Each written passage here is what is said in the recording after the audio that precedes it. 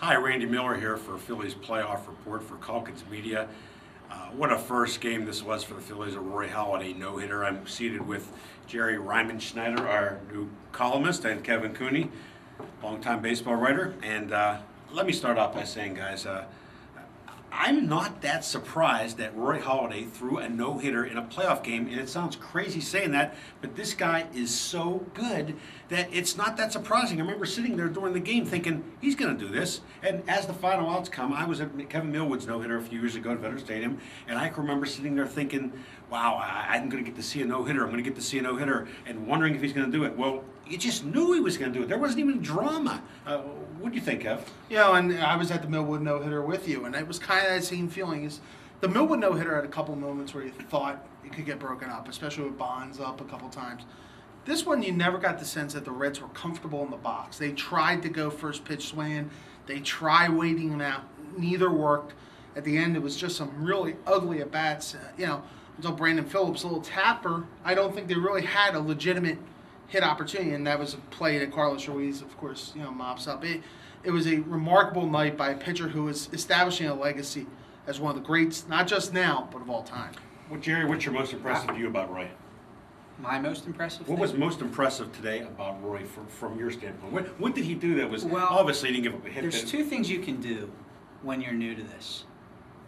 And you just had the sense, the questions for days had been, well, he's never been in the playoffs, Cliff Lee's a proven commodity, what if he doesn't do as well in the playoffs? But the pressure, if it's possible, it sharpened him and seemed to sharpen his focus even more. I don't know if that's possible, given how he is normally.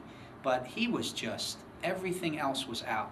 He was locked in. Well, it started with a 10-pitch first inning, 1-2-3, 1-2-3, 1-2-3, 1-2-3, and you wondered if he was going to have another Don Larson moment. Don Larson is the only other pitcher in baseball history that threw a postseason no-hitter in 1956 World Series. He threw a perfect game, and of course he had the walk with 2 outs in the 5th to Jay Bruce, recovers from that. Not to be lost in this, and hey, this day definitely belonged to Roy Halladay, who, by the way, also pitched a no-perfect game early in the season. What a first year it's been. But not to be lost here is, oh, by the way, the Phillies won Game 1 of the NLDS. They did what they had to do.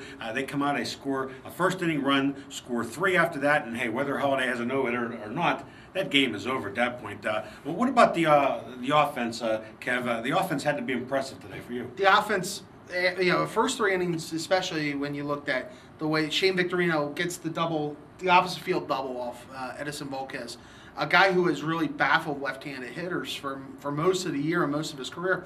And then he manufactures the run, steals third, comes home on the sac fly. That got things going. Then all their runs in the second inning, all 3 other runs with 2 outs.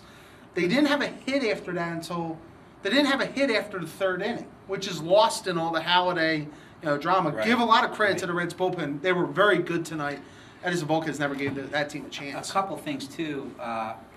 The Reds, as good as Halladay was, the Reds had the yips early. Yeah. There were a couple of, and that whole experience thing that I think people think is overplayed. You saw it tonight, that the Reds had a couple opportunities to make plays with 2 outs in that 3rd inning, and they couldn't get it done.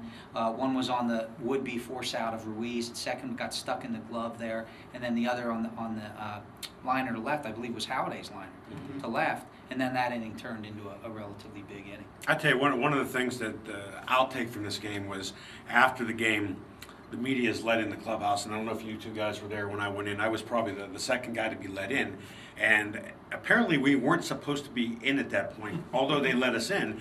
And the players are saying, get out, get out, get out, and here comes Halladay. And every player is standing at his locker, lined up. They have their game shirts off. They have the long sleeve undershirts on. And there's this roar, a huge applause for Roy. And it was the same kind of applause that Philly fans gave him on the field. And right. You can see, it's been amazing watching this guy this year because I've never seen anything like this in all my years covering baseball. And I've covered the Phillies now since '96 for the paper. And I've never seen players be in awe of another player. And Phillies players are in awe of Halladay. They love the guy. They see it's a great guy. They see the way he works. He's a tremendous human being. But I'd never seen that. And you hear players, the way they talk about it, it's almost like they're bashful to be around him. It's almost like they want to get some autographs for him. And it's kind of neat to see that this guy has elevated, even in the Phillies clubhouse and certainly among Philly fans. And before we go here, Jerry, I'll ask you one thing. Do you think the Reds at this point, how can they recover for something like this? They have to find a way to beat Roy Oswalt. And if they don't, what the Phillies have done clearly tonight, and possibly if they win Friday, is said the hype is real and your hope probably isn't real. And also, one last thing, Polanco didn't play today. He's going to practice. He's hoping to go through a practice tomorrow at Citizens Bank Park. It's a workout day. The practice would be on the off day Thursday. And Kev, does it really matter if Polanco's in the lineup the way they're playing? Well, yeah, because their offense did struggle later in the game. I think the one thing, though, if you're the Reds, if you lose on Friday night, you've got to beat Hamels, Halladay, Oswalt, back to back to back. Kev, does it really matter if the offense struggles in 7 innings when they don't give up any runs? Or a hit. You got 3 aces here. Hey, before the series, I said sweep because they're not going to touch the big three. You know what? Maybe we should change this big three to the big one and then the 2 other bigs because Halladay is even above the level of Hamels and Oswalt. Hey. But at some point, they're going to need their bats. They're going to need that bat of Polanco. Yeah, it might not be till the next series, though. That's true. Hey, guys, thanks for joining in, and we'll be back tomorrow with more talk on Phillies postseason. Thanks for joining us.